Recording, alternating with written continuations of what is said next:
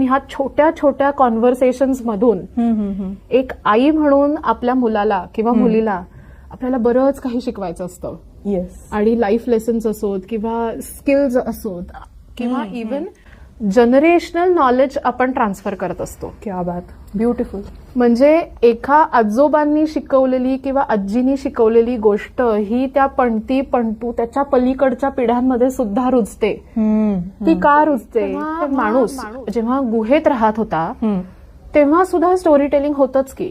म्हणजे तेव्हा लँग्वेजेस नव्हत्या, शब्द नव्हते, पण माणूस त्या चित्रांमधून त्या वेगळ्या वेगळ्या जे काही मटेरियल तेव्हा अवेलेबल होतं, म्हणजे कलर्स वगैरे अशी काही गरज नव्हती, पण साध्या दगडांनी म्हणा किंवा ते जे कलर्स वापरले त्यांनी त्याच्यात अजूनपर्यंत आपल्याला ते पुरावे आहेत. हो.